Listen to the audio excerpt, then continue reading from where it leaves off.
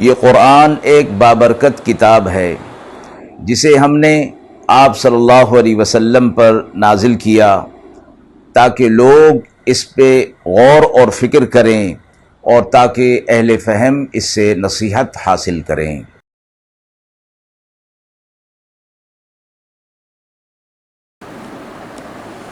بسم اللہ الرحمن الرحیم۔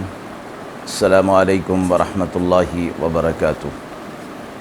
ناظرین اکرام، درس قرآن مجید کے آج کے اس پروگرام میں ہم سورۃ الحجرات کی آیت نمبر 1 تا آیت نمبر 5 کے حوالے سے موصول ہونے والے سوالات کی روشنی میں تفسیر پیش کریں گے۔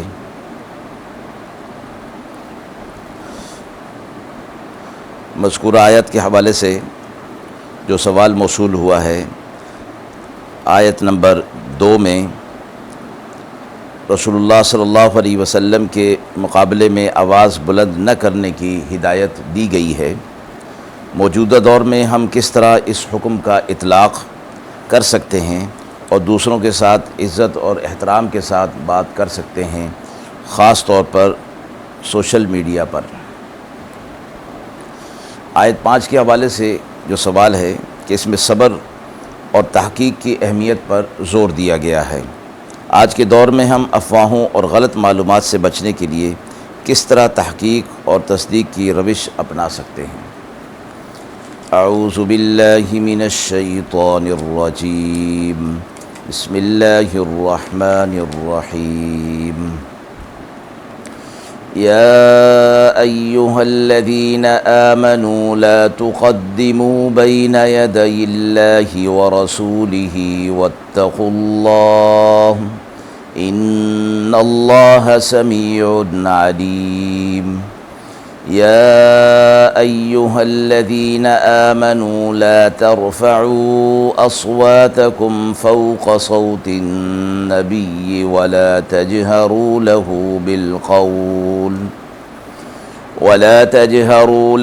بالقول كجهر بعضكم لبعض أن تحبط أعمالكم وأنتم لا تشعرون۔ إن الذين يغضون أصواتهم عند رسول الله أولئك الذين امتحن الله قلوبهم للتقوى لهم مغفرة وأجر عظيم۔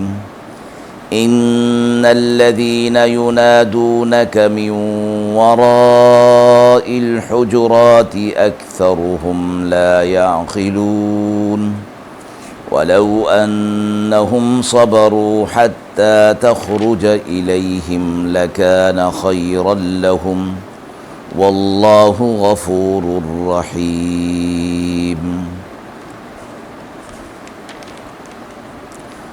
آیات مبارکہ کا ترجمہ ملاحظہ فرمائیں۔ اے ایمان والو، تم سبقت نہ کرو اللہ سے اور اس کے رسول سے، اور ڈرتے رہو اللہ سے، اللہ سننے والا جاننے والا ہے۔ اے ایمان والو، بلند نہ کرو اپنی آوازیں نبی کی آواز سے، اور ان سے ایسے نہ بولو جیسے آپس میں کھل کر بولتے ہو، کہیں تمہارے اعمال ضائع نہ ہو جائیں اور تمہیں اس کی خبر بھی نہ ہو۔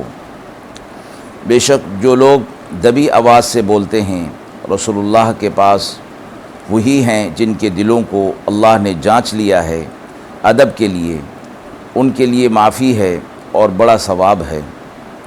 بے شک جو لوگ پکارتے ہیں آپ کو دیوار کے پیچھے سے، وہ اکثر عقل نہیں رکھتے، اور اگر وہ صبر کرتے جب تک کہ آپ نکلتے ان کی طرف تو ان کے حق میں بہتر ہوتا، اور اللہ بخشنے والا مہربان ہے۔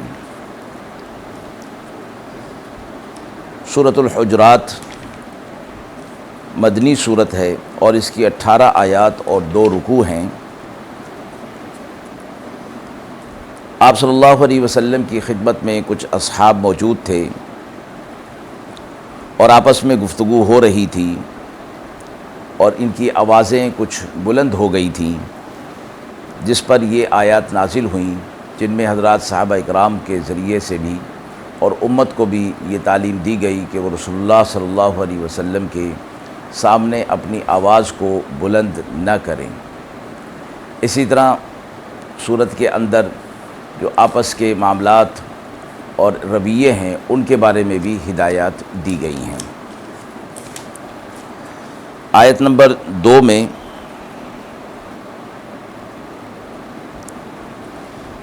یہ فرمایا گیا ہے کہ آپ صلی اللہ علیہ وسلم کی آواز کے مقابلے میں آواز کو بلند نہ کیا جائے۔ موجودہ دور میں ہم کس طرح اس حکم کا اطلاق کر سکتے ہیں اور دوسروں کی عزت اور احترام کے ساتھ بات کر سکتے ہیں، خاص طور پر سوشل میڈیا پر۔ فرمایا گیا کہ آواز کو پست رکھنا اور مخاطب کے مرتبہ اور مقام کو سامنے رکھتے ہوئے اس کے ساتھ گفتگو کرنا اور آواز کا بلند نہ کرنا یہ آداب میں سے ہے۔ اور فرمایا گیا کہ بعض دفعہ آواز بلند ہو جاتی ہے جس کے اندر جو ہے وہ تذلیل اور تحقیر کا پہلو سامنے آ جاتا ہے، بے ادبی کا پہلو سامنے آ جاتا ہے۔ اس وجہ سے فرمایا گیا کہ اپنے جو بڑے ہیں، جو استاد ہیں، یہ شیخ ہیں، ان کے سامنے آواز بلند نہیں کرنی چاہیے۔ حکیم لقمان نے اپنے بیٹے کو یہی کہا تھا کہ اپنی آواز کو تم پست رکھو، بے شک بری آواز، سب سے بری آواز گدھے کی ہے۔ مراد یہ کہ اس طرح چیخنا چلانا یہ ادب کے خلاف ہے، اور بطور خاص جب بات چیت کی جا رہی ہو تو مخاطب کے مقام اور مرتبے کا لحاظ بہت ضروری ہے۔ سوشل میڈیا کے حوالے سے چونکہ آپس میں مخاطب نہیں ہوتے بلکہ وہ ایک میڈیا کے ذریعے سے ایک دوسرے سے خطاب ہوتا ہے، تو اس کے اندر الفاظ کے چناؤ کا بہت زیادہ خیال رکھنا چاہیے کہ ایسے الفاظ نہ ہوں جس سے دوسروں کی تحقیر اور تذلیل ظاہر ہو رہی ہو۔ اس لیے ایسے الفاظ انتخاب کیے جائیں کہ دائرے کے اندر رہ کر بات کو دوسروں تک پہنچایا جائے۔ آیت نمبر 5 میں صبر اور تحقیق کی اہمیت پر زور دیا گیا ہے۔ آج کے دور میں ہم افواہوں اور غلط معلومات سے بچنے کے لیے کس طرح تحقیق اور تصدیق کی روش اپنا سکتے ہیں۔ آیت نمبر 5 میں یہ فرمایا گیا ہے آپ صلی اللہ علیہ وسلم کے حوالے سے کہ صبر اور انتظار اس وقت تک کرنا چاہیے جب تک کہ آپ لوگوں سے ملاقات اور گفتگو کے لیے باہر تشریف خود نہ لے آئیں۔ اس سے معلوم ہوا کہ آپ صلی اللہ علیہ وسلم کا باہر تشریف لانا کسی دوسری ضرورت سے ہوا، اس وقت بھی آپ اپنے مطلب کی بات نہیں کر سکتے، بلکہ اس کا انتظار کیا جائے کہ جب تک کہ وہ ان کی طرف متوجہ ہو جائیں، پھر اس وقت بات کی جائے۔ یہاں صبر کی بات کی جا رہی ہے کہ جب کسی سے ملاقات کرنی ہو تو بلا وجہ اس کو تنگ کرنا یا اس کی مشغولیت کے اندر خلل ڈالنا، اس کے کام میں خلل ڈالنا اور اپنی بات کو پورا کرنے کے لیے اس سے ملاقات زبردستی کرنا، اس کی ممانعت فرمائی گئی ہے۔ اور اس سے عام معاشرت کا بھی ادب جو ہے وہ سامنے آتا ہے کہ جب کسی کے پاس جایا جائے تو اس کا انتظار کیا جائے۔ بطور خاص فرمایا گیا کہ اہل علم جو ہیں وہ اپنے کسی کام کے اندر مشغول ہوں گے، لہٰذا ان کو بلا وجہ تنگ نہ کیا جائے۔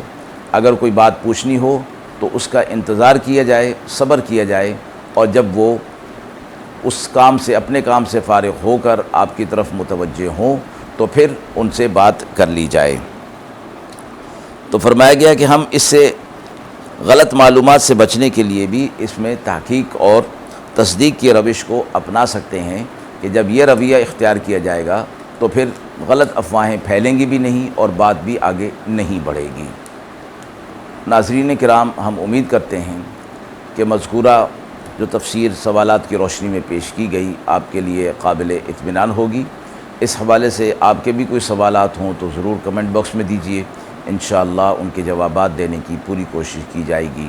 وآخر دعوانا ان الحمد للہ رب العالمین۔